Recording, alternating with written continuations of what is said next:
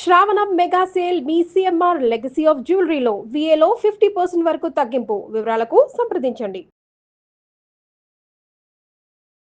నమస్తే, మీరు చూస్తున్న సుమన్ టీవీ. నేను మీ కీర్తి. సెప్టెంబర్ 7వ తారీఖు సంపూర్ణ రాహుగ్రస్త చంద్రగ్రహణం ఏర్పడబోతుంది. మరి దీని ఎఫెక్ట్స్ కొన్ని రాసుల వారికి చాలా భయంకరంగా ఉండబోతుంది, కొన్ని రాసుల వారికి అద్భుతం, మహా అద్భుతంగా ఉండబోతుంది అని అంటున్నారు. ఇందులో నిజమెంత, ఏ రాసుల వారు జాగ్రత్తలు పాటించాలి, ఏ రాసుల వారు ఖచ్చితంగా రెమెడీస్ ని పాటించాలి అన్న వివరాలు మనకి తెలియజేయడానికి మనతో పాటు ఉన్నారు. 2009 నుంచి 30,000కు పైగా జాతకాల పరిశీలన చేసి 2013 నుంచి 1,000 మందికి పితృదోష నివారణ కార్యక్రమాలు చేయించిన ప్రముఖ ఆస్ట్రాలజర్ బ్రహ్మశ్రీ నందిబట్ల శ్రీహరి శర్మ గురుగారు మనతో పాటు ఉన్నారు. నమస్తే గురుగారు. వాగర్థావివ సంపృక్తౌ వాగర్థ ప్రతిపత్తయే జగతః పితరౌ వందే పార్వతీ పరమేశ్వరౌ ఆదిత్యాయ చ సోమాయ మంగళాయ బుధాయ చ గురు శుక్ర శనిభ్యశ్చ రాహవే కేతవే నమః. శృంగేరి జగద్గురు పీఠాధిపతులకి, కంచి పీఠాధిపతులకి నమస్కారములు తెలియచేసుకుంటూ కార్యక్రమాన్ని ప్రారంభిద్దాం. గురుగారు, ఇందాక నేను చెప్పినట్టుగా సెప్టెంబర్ 7వ తారీఖున రాహుగ్రస్త చంద్రగ్రహణం సంపూర్ణంగా భారతదేశంలో అయితే ఉండబోతుంది అంటున్నారు. వివిధ రాసుల వారికి చాలా భయంకరంగా ఉంది, కొంతమందికి అద్భుతంగా ఉంది అని అంటున్నారు.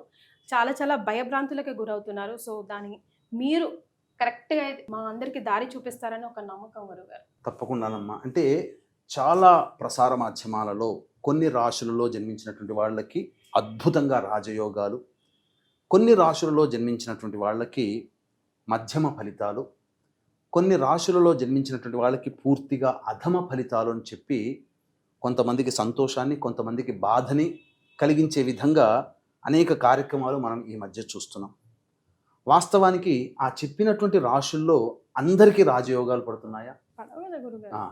ప్రారబ్ధ కర్మ కూడా. అంటే దీన్ని ఎలా మనం గుర్తించాలి? ఈ ప్రారబ్ధ కర్మ అనేటువంటిది ఒక వ్యక్తి యొక్క జన్మ జాతకాన్ని అనుసరించి ఆ వ్యక్తి జన్మించిన లగ్నాన్ని బేస్ చేసుకొని ఆ ప్రారబ్ధ కర్మ ఎంతవరకు ఉంది. ఈ గ్రహణ ప్రభావము కుంభరాశిలో 7వ తారీఖు సెప్టెంబర్ 2025 సంవత్సరం రాత్రి 9:57 ప్రారంభమయ్యేటువంటి సంపూర్ణ చంద్రగ్రహణం మధ్యరాత్రి 1:27 పూర్తవుతుంది. మధ్య మోక్షకాలం 11:52 నుంచి దాదాపు 8 నిమిషాల పాటు ఆ యొక్క సంపూర్ణముగా అదృశ్యమైపోతుంది చంద్రుడు. ఈ విధమైనటువంటి గ్రహణ ప్రభావము పాత గణిత పంచాంగాల ప్రకారం శతభిష మరియు పూర్వభాద్ర నక్షత్రంలో జన్మించినటువంటి వాళ్ళకి, దృగ్గణిత ప్రకారము కేవలం పూర్వభాద్ర నక్షత్రంలో జన్మించినటువంటి వాళ్ళకి ఈ యొక్క సంబంధించినటువంటిది ఏర్పడబోతుంది ఆ నక్షత్రంలో అని చెప్పి. కాబట్టి మనం 2 సిద్ధాంతాలు కనుక మనం ఆమోదింప చేసుకుంటే, ఇక్కడ శతభిష నక్షత్రానికి ముందున్నటువంటిది ధనిష్ట, శతభిషం తర్వాత పూర్వభాద్ర కూడా నక్షత్రం ఉంది కాబట్టి పూర్వభాద్ర తర్వాత అయినటువంటి ఉత్తరాభాద్ర, శతభిషంతో సమానమైనటువంటి అనుజన్మ తారలు స్వాతి మరియు ఆరుద్ర, అలాగే పూర్వభాద్రంతో అనుజన్మంగా ఉన్నటువంటి విశాఖ, పునర్వసు, మొత్తం కలిపితే 8 నక్షత్రాల్లో జన్మించినటువంటి వాళ్ళు ఈ యొక్క గ్రహణాన్ని చూడకూడదు. అలాగే ఈ సంబంధించినటువంటిది ధనిష్ట, శతభిషం, పూర్వభాద్ర, ఉత్తరభాద్ర, స్వాతి, ఆరుద్ర, పునర్వసు, విశాఖ, ఈ 8 నక్షత్రాల్లో జన్మించిన వాళ్ళు ఈ యొక్క గ్రహణ ప్రభావాన్ని అనగా గ్రహణాన్ని చూడకూడదు. గ్రహణ ప్రభావం ఈ 8 నక్షత్రాల్లో జన్మించిన వాళ్ళకి ఎక్కువగా ఉంటుంది. అయితే ఇక్కడే చాలామంది అనేక ప్రసార మాధ్యమాలలో ఈ రాశుల్లో కొన్ని రాశుల్లో జన్మిస్తే అద్భుతం, కొన్ని రాశుల్లో జన్మిస్తే మధ్యమం, కొన్ని రాశుల్లో జన్మిస్తే ఇక వాళ్ళ జీవితం వ్యర్థం, ఇక మృత్యుగండాలు ఇంకా చెప్పలా అనేటువంటి విధంగా భయపెట్టేస్తున్నారు. అవేమీ కావండి. ఎవరికి అంటే ఈ చెప్పినటువంటి అనగా సోకాడు ఎగ్జాంపుల్ చెప్తాను. మేషరాశిలో అద్భుతం అని చెప్తున్నారు, కానీ రాసి పెట్టుకోండి, మేషరాశిలో జన్మించిన వాళ్ళకి కూడా కష్టాలు తప్పవు. ఎందుకండి? ఎలా చెప్పగలుగుతున్నారు? అందరూ మేషరాశి అద్భుతం అంటున్నారు, మీరొక్కరే ఎందుకు మేషరాశి జన్మించిన కొంతమందికి ఇబ్బందులు వస్తాయి అంటే వాళ్ళ జన్మించిన లగ్నం వేరు కదమ్మా. కాబట్టి ఈ వివరాలు అనేటువంటివి కూడా మనం కూలంకషంగా మనం కార్యక్రమంలో ఎటువంటి పరిహారాలు చేసుకోవాలి అనేటువంటి విషయాల గురించి, ఏ రాశుల్లో జన్మించినటువంటి వాళ్ళకి, ఏ లగ్నాలు రాశుల్లో జన్మించిన వాళ్ళకి అద్భుతంగా ఉండబోతుంది, ఏ లగ్నాలు ఏ రాశుల్లో జన్మించిన వాళ్ళకి మధ్యమం, ఏ లగ్నాలు ఏ రాశుల్లో జన్మించినటువంటి వాళ్ళకి మధ్యం అనేది విడమరిచి మీకు తెలియచేయడం జరుగుతుంది. ఈ కార్యక్రమాన్ని ఆశాంతం వీక్షించండి. అద్భుతమైనటువంటి మీకు విషయాలు మీకు తెలియచేయడం జరుగుతుంది. గురుగారు, మరి మేష, వృషభ, మిథున రాశి వారికి గ్రహణ ప్రభావం ఎలా ఉంటుందో తెలియజేస్తారా? మేష రాశిలో జన్మించినటువంటి వారికి గ్రహణం అనేటువంటిది లాభస్థానంలో ఏర్పడబోతుంది.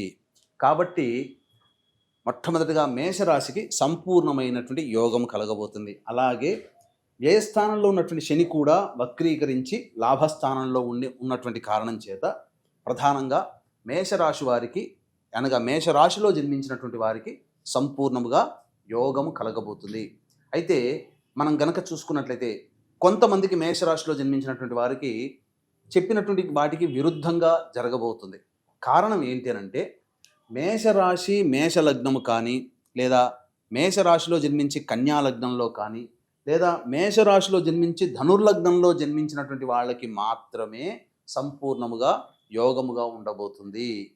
మిగతా లగ్నాలలో జన్మించినటువంటి వాళ్ళకి కాస్త అరిష్టముగానే చెప్పవచ్చు. కాబట్టి ప్రధానంగా ఈ మేషరాశిలో జన్మించినటువంటి వారికి లాభస్థానంలోనే మంచి స్థితి పొంది ఉండడం, అలాగే కుజుడు కూడా షష్టమ స్థానంలోనే ఉండడం, అలాగే మిగతా గ్రహాలన్నీ కూడాను యోగించేటువంటి స్థితిలో ఉన్నటువంటి కారణం చేత ఎవరికి బాగా యోగిస్తుంది? మేషరాశిలో జన్మించి కన్యా లగ్నంలో కానీ ధనుర్లగ్నంలో కానీ జన్మించి ఉండి మేషరాశిలో జన్మిస్తే అద్భుతమైనటువంటి యోగము. అలాగే మేషరాశిలో జన్మించి ఉండి వృషభ లగ్నము కానీ అలాగే సింహలగ్నము కానీ అలాగే ఈ సంబంధించినటువంటి మకర లగ్నము కానీ అలాగే తులా లగ్నంలో కానీ జన్మించి గనక ఉన్నట్లయితే వాళ్ళకి మధ్యమమైనటువంటి ఫలితము లభిస్తుంది.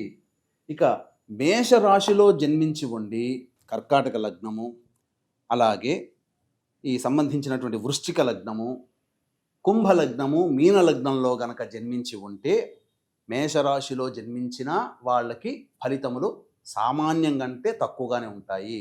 కాబట్టి ఈ చెప్పినటువంటివి లగ్నాన్ని బేస్ చేసుకొని అటువంటి వాళ్ళు కొంతమంది పరిహారాలు చేసుకోకపోయినా పర్వాలేదు, కానీ కొంతమంది మాత్రం పరిహారాలు చేసుకోవాలి.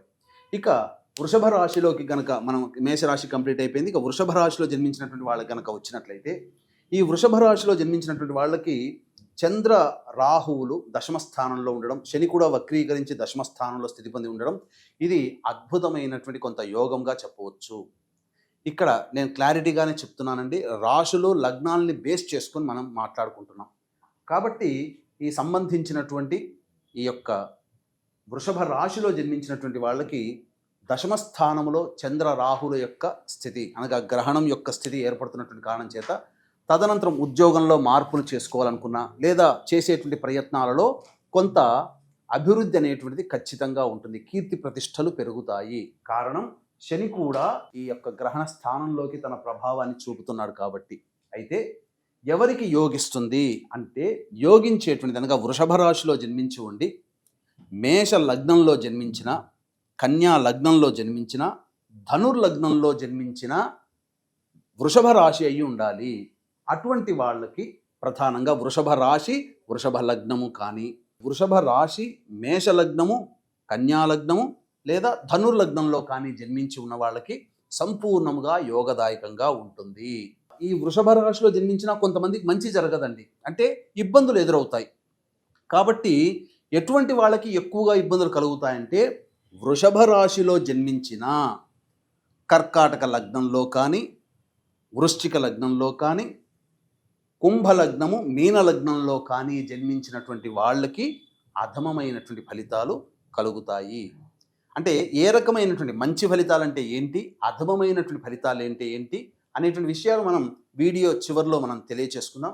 ఇక మిథున రాశిలో జన్మించినటువంటి వాళ్ళకి ఎలా ఉండబోతుంది, ముఖ్యంగా పాజిటివ్గా ఉండేటువంటి వాళ్ళకి మనం తెలియచేసుకుందాం. మిథున రాశి మధ్యమమైనటువంటి ఫలితాలని ఇస్తుంది, ఇది క్లియర్. ఎందుకు? నవమ స్థానంలో గ్రహణం ఏర్పడుతుంది కాబట్టి ఇక్కడ ఈ మిథున రాశిలో జన్మించినటువంటి వాళ్ళకి మేష లగ్నము వృషభ లగ్నము అలాగే కన్యా లగ్నము ధనుర్లగ్నంలో కనుక జన్మించి ఉండి మిథున రాశిలో కనుక జన్మించి ఉంటే వాళ్ళకి అనుకున్న దానికన్నా ఉన్నతమైనటువంటి స్థానాలకి వెళ్ళగలుగుతారు. అదే మిథున రాశిలో జన్మించి ఉండి కర్కాటక లగ్నం కానీ అలాగే వృశ్చిక లగ్నం కానీ కుంభలగ్నం కానీ మీన లగ్నం కానీ జన్మించి ఉన్నటువంటి వాళ్ళకి అధమమైనటువంటి ఫలితాలు కలుగుతాయి. అదే మిథున రాశిలో జన్మించి ఉండి మిథున రాశి కానీ సింహరాశి కానీ తులారాశి కానీ అలాగే మకర లగ్నం కానీ అనగా మిథున రాశిలో జన్మించి ఉండి మిథున లగ్నము సింహలగ్నము, తులాలగ్నము, మకర లగ్నం, ఈ లగ్నాలలో గనుక జన్మించినటువంటి వాళ్ళకి మధ్యమమైనటువంటి ఫలితాలు కలుగుతాయి. కాబట్టి ఓవరాల్గా మీకు చెప్పినటువంటి విధంగా చూసుకుంటే ఈ 3 రాశుల్లో జన్మించినటువంటి వాళ్ళకి మంచి ఫలితాలు ఏ లగ్నంలో జన్మించినటువంటి వాళ్ళకు ఉంటుంది, ఏ లగ్నంలో జన్మించిన వాళ్ళకి అధమ ఫలితాలు ఉంటాయనే విషయాల గురించి మీకు తెలియచేసుకున్నాం. కాబట్టి ఇక సంబంధించినటువంటి వాటికి కొన్ని పరిహారములు అనేటువంటివి చేసుకోవాలి. అయితే వీక్షించేటువంటి ప్రేక్షకులు కూడా గమనించాల్సినటువంటి అంశం ఏంటంటే, ప్రధానంగా ఈ చెప్పినటువంటి వాటికి అధమ ఫలితాలంటే ఏంటి? అధమ ఫలితములు అని అంటే ప్రధానంగా చేస్తున్నటువంటి పనులలో ఆటంకాలు ఉంటాయి, అలాగే ఉద్యోగ విషయంలో మార్పులు అనేటువంటివి చేయకూడదు, ఉన్న ఉద్యోగంలోనే కంటిన్యూ అయ్యే ప్రయత్నం చేయండి, ధనాన్ని నష్టపోతారు కాబట్టి పెట్టుబడులు పెట్టకండి, ఇలా మనం చెప్పబడింది. ఎవరిని గుడ్డిగా నమ్మి ఫాలో అవ్వకండి, ఇలా మనం చెప్పబడినటువంటిది. కాబట్టి మధ్యమ ఫలితములోనంటే సాధారణంగా రోజువారీ దినచర్యల్లో కొన్ని ఇబ్బందికర పరిస్థితులు వస్తాయి. దైవానుగ్రహం వల్ల చేసుకున్నటువంటి పరిహారాల వల్ల ఈ చెప్పినటువంటి మధ్యమ ఫలితాలు ఏ రాశుల్లో ఏ లగ్నంలో జన్మించిన వాళ్ళకు ఉంటుందో అవి దైవానుగ్రహం వల్ల ఆ ఫలితములు మనల్ని ఇబ్బంది పెట్టవు. అయితే ఉత్తమమైనటువంటి ఫలితాలు పొందే లగ్నాలలో జన్మించిన వాళ్ళు, రాశుల్లో జన్మించినటువంటి వాళ్ళకి మనం తెలియజేశాం కదా. కాబట్టి ఏమవుతుంది, వాళ్ళు చేసిన చిరు ప్రయత్నము వాళ్ళకి కొండంత లాభాల్ని తెచ్చిపెడుతుంది. కొద్దిగా దైవానుగ్రహాన్ని పొందితే అమేయమైనటువంటి బలాన్ని వీళ్ళు పొందగలుగుతారు, యోగాన్ని కూడా పొందగలుగుతారు. ఇక్కడ మేషరాశిలో జన్మించినప్పటికీ కూడా జన్మించిన లగ్నాలు కొన్ని గనక అనగా కర్కాటక, వృశ్చిక మరియు కుంభ, మీన లగ్నాల్లో జన్మించి ఉంటే వాళ్ళకి అధమమైనటువంటి ఫలితాలు. మేషరాశి అద్భుతంగా చెప్పారు కదండి, మాకు ఏం జరగట్లేదని కూడా వాపోయే వాళ్ళు ఉంటారు. కారణం ఇది. ఇక్కడ ప్రధానంగా లగ్నాలు చూసుకోవాలి. కాబట్టి ఇక్కడ అధమమైనటువంటి ఫలితాలు అన్నప్పుడు ఏమవుతుందనంటే, మనకు ఉదాహరణకి మనం ఏదైనా స్టాక్స్లో కానీ పెట్టుబడులు పెట్టినప్పుడు ఒక 1000 రూపాయలు పెట్టామనుకోండి, మనకు 700 రూపాయలు పోయి మనకు కేవలం 300 రూపాయలు నష్టంలో ఉంటాం. అదే పరిహారాలు కనుక పాటించుకోలేకపోతే 1000కి కాకుండా అదనంగా నష్టపోతాం. దైవానుగ్రహాన్ని కనుక పొందే ప్రయత్నం చేస్తే 1000లో కొంత భాగం, ఒక పావు భాగం మాత్రమే నష్టపోయి మిగతాదంతా సేఫ్ సైడ్లో ఉంటాం. దైవానుగ్రహం లేకపోతే 1000కి 2 రెట్లు అదనంగా మనం నష్టపోవాల్సినటువంటి పరిస్థితి వస్తుంది. కాబట్టి ఈ తేడాను దృష్టిలో పెట్టుకొని నా వ్యక్తిగతమైనటువంటి అభిప్రాయం ప్రకారం అయితే చెప్పినటువంటి విధంగా మేషరాశి బాగుంది అని చెప్పినప్పటికీ కూడా మేషరాశి కర్కాటక, వృశ్చిక, కుంభ, మీన లగ్నాల్లో జన్మించి ఉండకుండా మిగతా లగ్నాల్లో జన్మించినటువంటి వాళ్ళకి మంచి జరుగుతుంది. మేషరాశిలో జన్మించి ఉండి చెప్పినటువంటి కర్కాటక, వృశ్చిక, కుంభ, మీన లగ్నాల్లో కనుక జన్మించి ఉంటే వాళ్ళకి కష్టములు తప్పవు. కాబట్టి ఈ యొక్క మేష, వృషభ, మిథున రాశిలో జన్మించినటువంటి వాళ్ళు కూడా దైవానుగ్రహాన్ని పొందక తప్పని పరిస్థితి అని చెప్పవచ్చు. మరి ఈ 3 రాశుల వారు కూడా ఎలాంటి పరిహారాలు పాటించాలంటారు గురుగారు? పరిహారాల విషయానికి వస్తేనమ్మా, ఏ సమస్యకైనా 2 రకాల పరిష్కార మార్గాలు అనేటువంటివి ఉంటాయి. ఒకటి మానవ పరిష్కారం, 2 దైవ పరిష్కారం. మానవ పరిష్కారం అంటే వచ్చినటువంటి ఇబ్బందుల్ని తెలివితేటలతో చాకచక్యంగా సమస్యల్ని పరిష్కరించుకోగలం, లేదా వచ్చిన సమస్యల్ని భరించగలగడం, అది మానవ పరిష్కారం. కానీ దైవ పరిష్కారంతో పాటు మానవ పరిష్కారం కనుక ఉన్నట్లయితే తప్పకుండా ఆ మనిషి ఇబ్బందుల నుంచి బయటపడతారు. దైవ పరిష్కారం అంటే దైవానుగ్రహాన్ని పొందే ప్రయత్నం చేయడం. అయితే ఈ గ్రహణ సందర్భంగా ఈ మేష, వృషభ, మిథున రాశులలో జన్మించినటువంటి వాళ్ళు సాధారణంగా మంత్ర పరిష్కారం కనుక చేసుకోలేరు. కాబట్టి అందరికీ ఉపయుక్తంగా ఉండే విధంగా మేష, వృషభ, మిథున రాశులలో జన్మించినటువంటి వాళ్ళకి 7వ తారీఖు గ్రహణం మధ్యరాత్రి సంభవిస్తుంది. కాబట్టి 8వ తారీఖు రోజున మళ్ళీ నెక్స్ట్ ఆ పూర్వభాద్ర నక్షత్రం 8వ తారీఖు రాత్రి 10 గంటల వరకు ఉన్నది. కాబట్టి సాయంత్రం 6 గంటలకి 8వ తారీఖు సాయంత్రం 6 గంటలకి ఈ మేష, వృషభ, మిథున రాశులలో జన్మించినటువంటి వాళ్ళకి ఈ సంబంధించినటువంటి గ్రహణ దోష నివారణ పూజలు, హోమాలు అంటే దుర్గా సూక్త పారాయణము, రాహుగ్రహము, చంద్రగ్రహ జపము, అలాగే సంబంధించినటువంటి శనిగ్రహ జపము, లక్ష్మీ సూక్త పారాయణం కూడా జరిపించి ఈ సంబంధించినటువంటి దేవతల యొక్క హోమాది కార్యక్రమాలు అతి సామాన్య మానవుడు కూడా పాల్గొనే విధంగా చేయించడం జరుగుతుంది. ఈ కార్యక్రమంలో నమోదు చేసుకున్నటువంటి వాళ్ళకి శక్తిపాతము చేయబడినటువంటి కరుంగలి మాల అనేటువంటిది మీకు అందించడం జరుగుతుంది. అవకాశం ఉన్న వాళ్ళు కార్యక్రమ తదనంతరం కాంటాక్ట్ చేసి పూర్తి వివరాలు తెలుసుకోవచ్చు. అలాగే మీకు మీరుగా చేసుకోగలిగినటువంటిది ఏమిటి అని అంటే, ఒక కంచు పాత్ర కానీ లేదా ఒక ఇత్తడి పాత్ర కానీ లేదు కనీసం ఒక మట్టి ప్రమిదనైనా కానీ, అంటే మట్టి పాత్ర చిన్నది ప్లేట్ లాగా ఉండేది తీసుకొని దాంట్లో వెండి చంద్రబింబము, వెండి సర్పబింబము, అలాగే సంబంధించినటువంటిది సూర్యబింబము కూడా పెట్టుకుంటే మంచిది. పెట్టుకొని, ఎందుకనంటే గ్రహణం తరువాత 21 సెప్టెంబర్ నాడు కూడా సూర్యగ్రహణం వస్తుంది కాబట్టి కొంత ఎఫెక్ట్ పడుతుంది ఖచ్చితంగా. ఎందుకంటే ఇక్కడ మనకు సంభవించని, మనకు కనబడకపోయినా ప్రపంచవ్యాప్తంగా ఏర్పడుతున్నటువంటి వాటికి మనం తప్పక కొంత పే చేసుకోవాలి తప్పదు.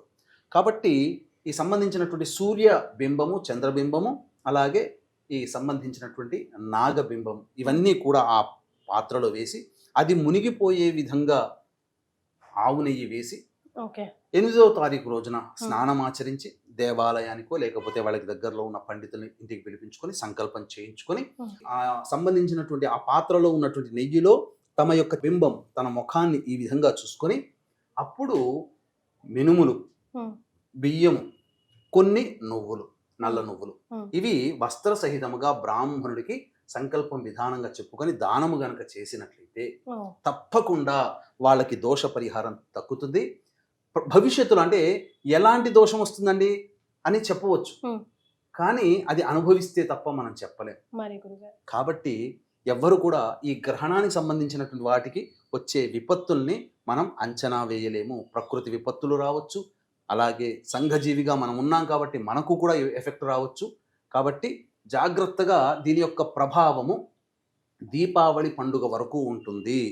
కాబట్టి ఖచ్చితంగా మీరు ఆచరించక తప్పని పరిస్థితి అని చెప్పడంలో ఏమాత్రం సందేహం లేదు. అవకాశం ఉంటే చక్కగా మన పీఠమాధ్వర్యంలో జరిగే గ్రహణ దోష నివారణ కార్యక్రమం 8వ తారీఖు రోజున సాయంత్రం 6 గంటలకు ప్రారంభమవుతుంది. కాబట్టి 5 గంటల లోపల మీరు ఆ యొక్క కార్యక్రమంలో నమోదు చేసుకోవచ్చు. చాలా సంతోషం గురుగారు. 3 రాశుల వారికి ఎలాంటి ఎఫెక్ట్ ఉండబోతుంది, ఎలాంటి పరిహారాలు పాటించాలో కూడా సూచించారు. ధన్యవాదాలు. సర్వం శ్రీ ఉమామహేశ్వర పరబ్రహ్మార్పణమస్తు.